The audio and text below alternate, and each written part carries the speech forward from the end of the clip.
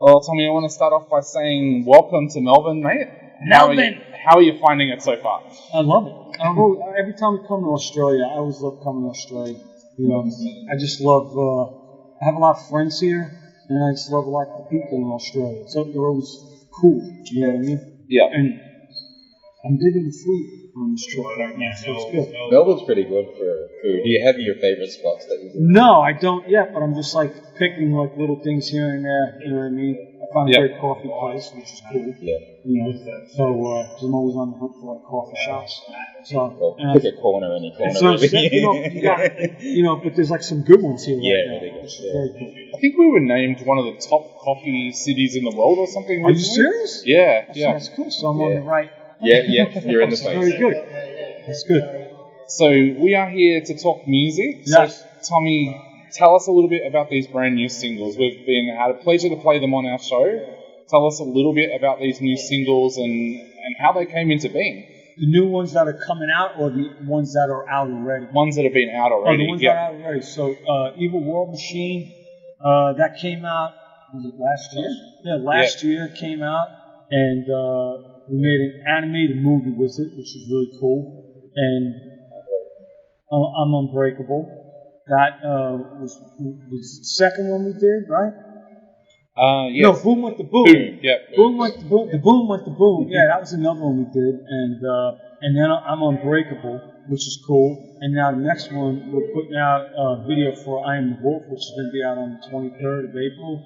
And then Money, Sex of God, which will be May 5th, May 10th, which is cool. Yeah. And then after that, we got another one called High on You, and then we got another one, then the record comes out October 25th. And we got so many like videos for everything, so it's really cool. It's exciting to see it keep on growing, because it's grown, slow and steady, which is really nice. Yeah, and there's so many things going on with your music as well, like a comic, as you said, animated videos. Mm-hmm. Tell us the ideas behind that. Where do they come from? The animation thing, was one of those things I wanted to do, because I wanted to do a comic book. Because I love comics, and I was like, imagine I came out of the gate with like an animated movie. Everyone thought I was crazy because they're going, how much money that cost to make? And I was like, yeah. But I was like, let me find some kid, you know what I mean, who is a talented kid. Maybe I get some kid to do it. I'd rather give this kid the money instead of some company. So I went online and I saw this Lemmy Ozzy video. Yeah. That was me, and I found this company, and I saw the company, and I called them up, and they were based out of Brooklyn. And I said, hey, I was like, do you guys do any passion projects? Because I don't have money, because I know those things like hundreds of thousands of dollars to do. So I said, would you be interested in doing a video? The guy said, send me the song. Sent him the Evil World Machine. He's like, I love it. He's like, let me think about it. So 6 months later, I finally get an answer from him, and he's like, we don't really have time to do it, but we could, but we don't know if we can get it done when you want it. So I said, don't you got like some kid there, some whiz kid that's doing all the work, over there? He's like, yeah, I got two guys. I'll send you their number. So he sent me a number, and I called the one kid, and I talked to him on FaceTime, and I said to him, I was like, hey, man, you want to make a fucking video? You could do the whole thing. You could be in charge of it. I'll just tell you what I want in it. I ain't going to micromanage you. And the kid was like, yeah. So I said, but we got to do this like as cheap as possible. You know what I mean? Not for like fucking 50,000. It was one of those things. I had to do like a barter deal. Money, guitars, all this stuff. So I can get this kid to do it. And this kid Riley, Donnie, he did an amazing job. So that's how I got that. And then I had the comic book. And then we did Comic-Con in San Francisco, I think. Yeah. I think it was, we did that. And the reception on that went really well. And I was like, all right. Because when Mark Wilkinson did the album cover, he designed Maiden and Judas Priest. It's like a really famous album cover guy. I said to him, I was like, I want it to be like an alien, but he's like a pirate. He's kind of cool looking. He's ugly, but like Alice Cooper said, he's ugly, but chicks dig him, you know what I mean? He's got this thing about him. We don't know. I was like, all right. So then we did that. And then Mark Wilkinson also said to me, he's like, Tommy, remember one thing, Iron Maiden makes more money on beer than they do on music. So I kept on thinking, it's going, all right, how can we make this more about everything. You know what I mean? Like a lifestyle. You know what I mean? Because it's the whole thing about the Crossbone Skully thing. It's not about the song. It's not singles. It's like we were talking about the thing. It's a record. It's a piece of work. You know what I mean? It's like you can't break this thing up for songs. It's like it's a whole. It tells a story. You know what I mean? And that's the thing. It's a Skully story about fighting evil, fucking mental health, fucking egos, everything. Like you wake up to every day and you go, all right, what are we dealing with today? What kind of shit's going to be thrown at us all today? Because we all got the same shit we're going through. You know what I mean? Yeah, absolutely. It's just on different levels. You know? Yeah. And it's how do we deal with it? And that's my whole thing. It's like, how do we deal with this stuff? Because it's like everything's possible. You know, like just on the song, I'm unbreakable. Yeah. You know, everything is possible. You know what I mean? You got a fucking problem. There's always a solution. You know what I mean? Don't fucking. That's why I tell everyone, like, relax. Don't react. Think about it for a second. You don't gotta react right away. Just let it go for a minute. And then when you go, because of course people piss you off. So you go, all right, let me sit on this for a moment. That's the best way I always found. Just sit on it, think about it, and it's not about what's our way around it. You know what I mean? If this is a problem, how do we get around this problem? How do we make it work? You know, as opposed to like fighting or arguing. I ain't got time to argue with people. It's one of the best gems of wisdom because we've all been there. We react. Right. No one's ever taught us to not react. Just sit with our feelings. Be like, oh, you know what? It's not a big deal. If we give it like 20 seconds, it's like, oh, you know what? It's gone. Right. Yeah. You know, you get like people, you know what I mean? Like you get like some people that they write shit about you, you know what I mean? And you're like, oh no, what did I do to this guy? You know, I don't even know this guy. Why is this guy angry at me? You know what I mean? That's why I don't like reading any of that stuff because I don't want to look at it. It was like, I ain't got time. You know what I mean? Yeah. Because I knew when we made a record like this too, there'd be some people be like, oh, he thinks he's Bon Scott. You know, he's a wannabe. And I was like, damn, of course I want to be like Bon Scott. You know what I mean? I'd be the first one to fucking be like, absolutely, Bon Scott, Alex Harvey. You know? So, anyway, that's how I deal with it. But look at your background. You've worked with so many people. Like, anyone calling you a wannabe at this point is kind of like, have you seen what this guy does? Like, you know, it's funny that you say that because I never think about that stuff. But, you know, I just keep on working, you know what I mean? Just working. It's about what's currently happening rather than what you've done. Absolutely. I don't think about what I did yesterday. I was like, what are we doing today? You know, I never go, oh, you know what I did? You know what? When I hear guys talk like that, I'm like, really? No, what are we doing today, right now? What's going on today? I don't care what the fuck you did 30 years ago if you sold 10 million records or not. It means nothing. You know what I mean? What are we doing right now? And what are you doing to make the world a better place? Definitely. That's my attitude. Basically, I was kind of circling around that. So you joined up with Alice Cooper, and then you did Hollywood Vampires. How much of Crossbone Skully kind of evolved from that, or was it inspired by, and how quickly and organically did that come to fruition? I've learned a lot from all those guys. Being around Alice Cooper, Joe Perry, Johnny Depp. If you can't learn, I would say this: if you're the smartest guy in the room, get the fuck out. Remember those words. So when we're around guys like that, man, if you can't take stuff away and learn from these guys, like everything, like just Johnny, like stuff, the way he deals with things, and the way you watch him, you watch Joe, you watch Alice. And the greatest thing for me, I get to be around these guys, you know what I mean? And learn from that.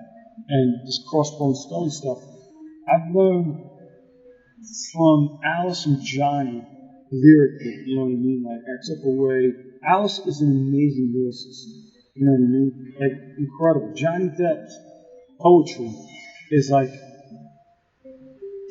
it's like, I call him Bukowski. You know, it's like Bukowski thought I said Bukowski. So he goes, I'll take it.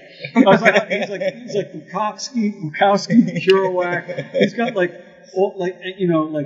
Ferlinghetti, like all these poets. His poetry is amazing. So I learned a lot about writing lyrics, just looking at his stuff and going, what is it you can't do? You know what I mean? I hate you. You're so good.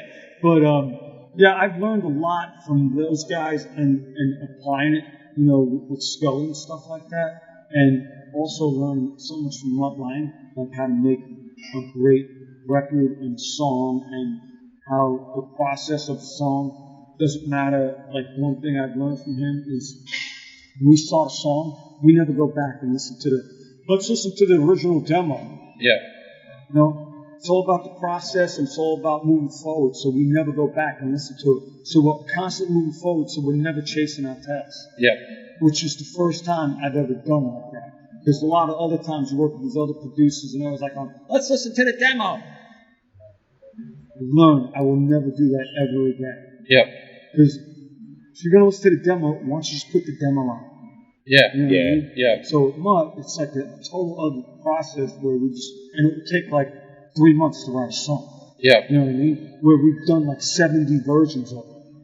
And I'm not exaggerating, but at the end of the day, you go, okay, wow, we got there, you know? And I never ever go, I'm always like, okay, let's see what he's doing. All right, you want to do that? All right, cool, try that. So being around those guys, man, that is all rubbed off on me. Making this record. You've got kind of an epic self-help book coming out just from this conversation. I love it. Oh, you do? Yeah. Cool. You know, it's just like one of those things, just learn. You know what I mean? It's like, I wish I would have knew this when I was fucking 20. Yeah. I wouldn't have made these mistakes. I made some bad mistakes. You know? But it's just like one of those things you just learn as you get older, you know what I mean? And the cool thing is I can still sing this stuff, you know what I mean? At 60 years old, you know, I'm 60. Yeah. It's kind of ridiculous. It's quite amazing because, you know, I was listening to some of the stuff on the way in today as well, and I was just thinking, this is so good. Like, the Crossbone Skully really kind of reminds me of that kind of late 80s, early 90s stuff, and I'm like, oh, this is a great, like, it just like triggered in me. Like, I want to hear that again. But it still sounds fresh, as if like it's happening kind of thing, and I don't feel like you sound like you're tired of this at all. And like you're saying, you keep learning. Like, I'm just getting really started. like that. You know what I mean? Which is great. Because I have like so many things that I want to do with this thing. You know what I mean? I want to be opening up for fucking Iron Maiden next year, Motley Crue, Def Leppard, anyone. You know? Because I want to get on a big stage with this thing. Because there's a whole vision I have for this. You know what I mean? And the band, and because it's like having great members in the band that can play, that's really important for me. You could highlight everyone, like Coop lets everyone do their thing. You know what I mean? And with this, it's a band. It's not like a bunch of hired fucking people, you know. Yeah. And I want young people where they get up there and they can be empowered and feel fucking proud of like 100,000 people, dude. So if you hear that, you're like, man, it's the best feeling ever, you know, when you're on stage with that many people. Your work is inspiring younger people nowadays, but thinking back to when you were younger, especially with comics and things like that, what kind of comics were you reading when you were younger, and what got you interested in comics, and what are you buying today? You know what the funny thing is? Like, back in the day, I was into Archie comics. Yes, yeah. And it's really fun, Spider-Man and stuff like that, Batman. As far as comics today, to be honest, I haven't bought any comics like recently in a long time. Because I live in Switzerland, so there's no comic book store in Switzerland. You know what I mean? They got no art in Switzerland, so it's kind of like hard to get out and like do stuff. But that stuff, man, it's like just back in the day when I was a kid, you go to the stationery store and they have all the Archie comics, and I loved Archie, I loved Josie and the Pussycats, all that stuff. You know, that's what I grew up on. You know, is that? Throughout the years, has that influenced what you put out into your work? It probably has, you know what I mean? Like, there has to be elements of that, because it's like in the DNA, you know what I mean? It's like when you're growing up, it's like all the music that I do, it's like, you know, it's like everything I love, I put in this. Yeah. You know what I mean? It's like, I love keyboards, there's keyboards in there, I love doing, like, country stuff, I love doing, like, fiddles, so when you hear the whole record, it goes in, like, all these little different, like, also, because I wanted it to be like Queen, you know what I mean, in the Who. Like when Queen would do like another one bites the dust. They do Crazy Little Thing Called Love. They do Radio Gaga. The Who would do Squeeze Box. Behind Blue Eyes, and they go into like Won't Get Fooled Again. And they do like Eminence Front. So they have all these, and that's what I want with Skully. I don't want it to be. That's how, like, with AC/DC, how they have their sound. I want my sound to where I can go do what they do. You know what I mean? I don't want to just do one thing. I want to be able to do a country song. You know what I mean? Do a song, like on the next record, I got songs just me singing piano. Because when I heard that Louis Capaldi song, when it first came out, I don't know how many years ago, and I was like, I'm doing a song like that, just piano. And I didn't want to put it on the first record, because I figured, let's keep the first record, let's just set the pace for this one. Next record, even though we got like a couple left turns on this one, next record we're going to have like a lot of turns and U-turns and stuff like that. Yeah, dude, it's going to be really cool. I did one song, this country song, it's a remake. After so many of it, you get out and it came out so good. I got like banjos and fiddles and everything on it. Like, but it sounds so fresh. Where you'd be like, that is pretty cool. Like, that's why I can't wait to get all this stuff out. When hopefully this thing comes out, I want to get the next one like out immediately. How do you find ideas come for you? Like you said, you want to do a country song, you do a country song. How do you find those ideas come to you? Talking to people. That's how.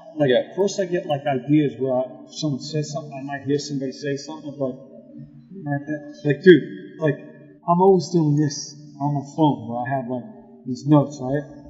And this is all I do. I'll write stuff down. I'll hear somebody say something.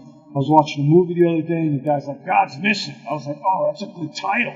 So I write all this stuff down.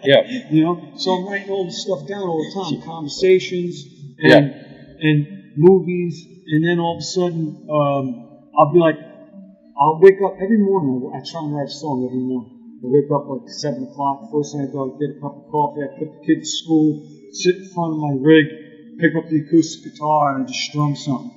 And I see what I got. I'm like, all right, let's try this. So I'll try some chord progression.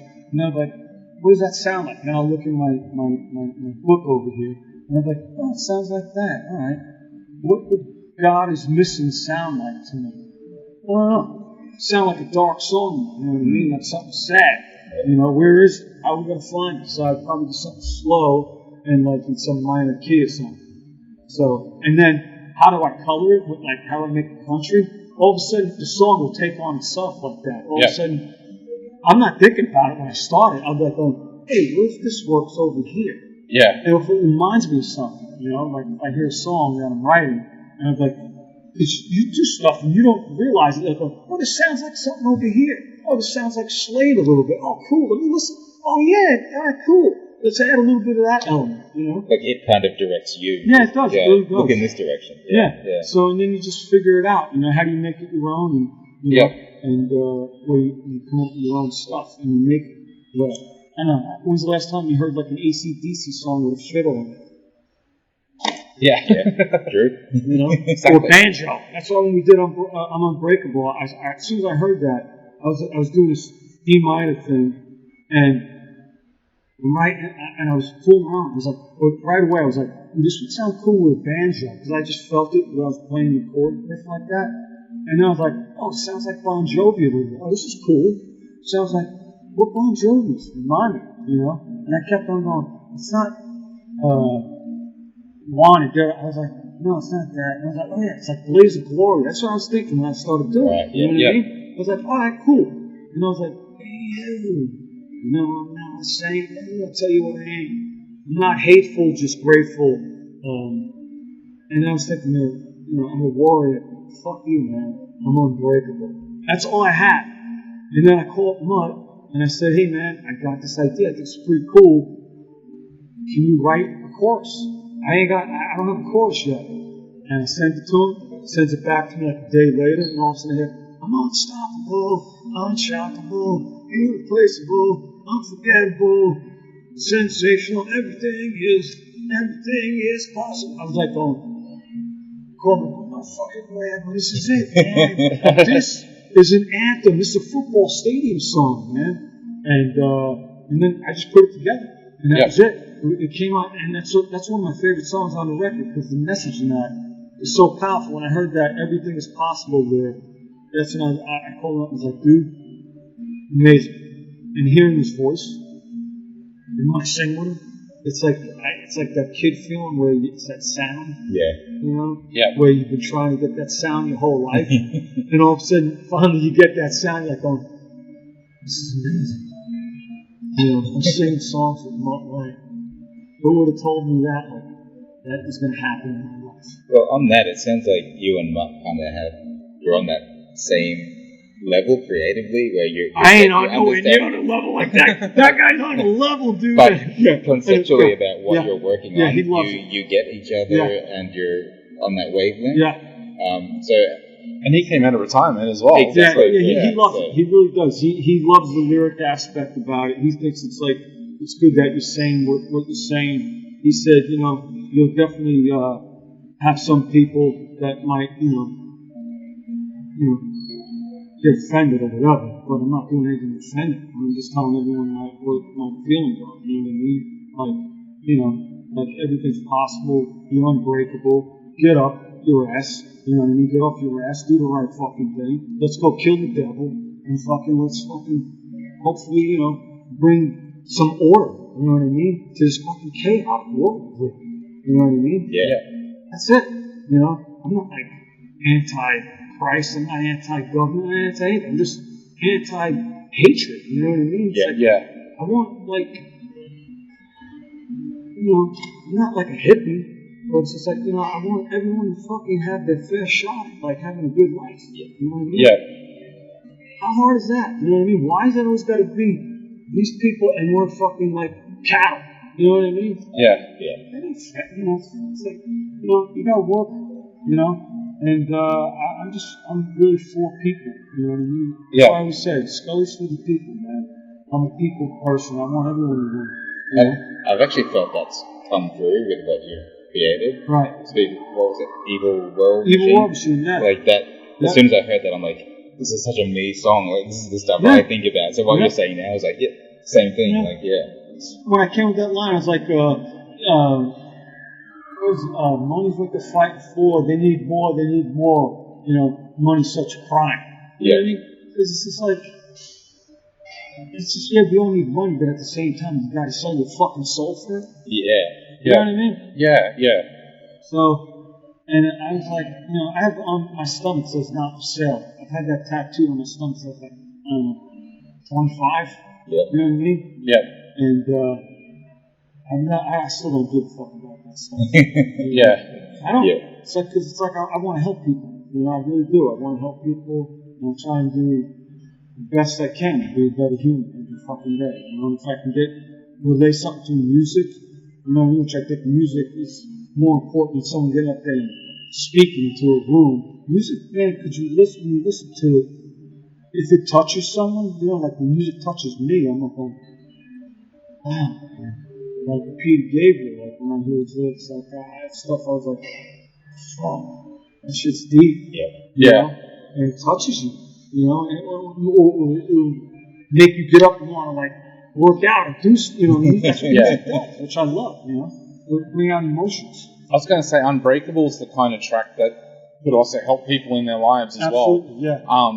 Is that something that you think about sometimes? Like when you write a song that you think, how can this song actually help people out there in the world? Absolutely. All the time. When I'm sitting going, because it's been helping me when I'm writing a song and it's helping me, imagine this helps other people too get through it, because it's like we all got the same problem, Yeah. And when I'm Unbreakable, I was like, no, man, be a warrior. You'll get through this shit like the rest of us, But absolutely. Definitely. So, I kind of, a little bit, started to talk about it, but, times have changed a bit, and, we used to have records and it was CDs, and so now it's a real digital age. How have you had to kind of rethink the way you do things now that the landscape's changed a bit? What shit I get for this stuff, man? I haven't rethought of anything. I still go about it like going, no, man. do it the way it's always been done. You know what I mean? Yeah. Release records, get it out there to the people. Because I just love when they underestimate the people. You know what I mean? With fucking algorithms and all that bullshit. It's like, I go through it with these guys over here. But it's just like, I still think good music speaks to people. You don't gotta fucking put it in their faces and shove it down their throats. You know what I mean? Let them find it, because we're all looking for something good, you know? And the thing is, it's like, has it changed for me? No, because I don't really think about that stuff. I just do what I do. And if, you know, they want, me, I want to release the record. I want to release the whole record, because it's a record, it's an album. This isn't like a single band where it's like, all right, we got 3 songs on the record, the rest sucks. It's like, which most of that is the case. Yeah. You know what I mean? I made sure that we had 13 songs that told the story. You know what I mean? Yeah. I got so much crap for having a song that was like 7 minutes long. I was like, I'm not writing stuff for the radio, dude. There is no radio. I'm writing stuff for a message. So if people want to hear it, they'll find it. If they don't want to listen to a song 7 minutes long, don't fucking listen. They're not going to break my heart. You know what I mean? Someone will. Yeah. So I haven't changed anything. My approach has always been like, no, man, just keep on making music, what we're doing, and get the record out there. You know? Yeah. So it's kind of good. I suppose you're also in a position, because you've been doing it so long, that you don't have the stress of feeling that you have to comply to something. You're I've more never about complied getting ever. That's the T-shirt you should sell. Exactly. I've never complied ever. You know, if I did comply, I'd probably be a lot more famous and a lot more richer. But I can't comply, man. I ain't sucking the devil's dick. You know what I mean? Yeah. So, yeah. Is that a track on the album? It's on the fifth. The fifth album. Yeah. Yeah. But no, it's just like, you know, I mean, it's not even like, I just do what I want to do, right? You know, and that's the good thing, because I don't want it. I don't want it, like, because I got to do it. Why do I got to do it that way? Because that guy did it that way? I mean, I don't want to do it that way. Yeah. Let's do it another way. Yeah. You know, there's no written way or right way, wrong way to do it. It's just like, how are we going to do it? You know, like with this thing. You know, I'm not a 25-year-old kid fucking putting a new band together trying to go get a record deal. I'm a 60-year-old man. So this route we're going here is totally different from one of these bands on Better Noise, or Who, or whatever the hell they're called. You know what I mean? It's like, it's a total different animal. You know what I mean? Yeah. You know, I'm like, so I kept on saying, this is a different approach, dude. This isn't your normal thing. It's a guy who's an older guy who's in these other bands. You know what I mean?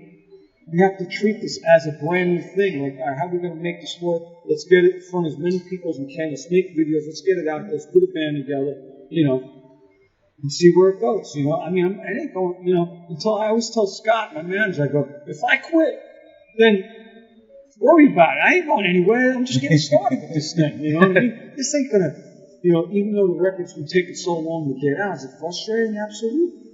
You know what I mean? But at least we're moving, you know, in the right direction, and it's always moving up. There's a bit of that to do with, I don't want to say perfectionism, but getting the right thing out for you. Like, no, it's been, I've had it finished for the longest time. It's just been, I've been waiting on the label. okay, You know what I mean? yeah. So.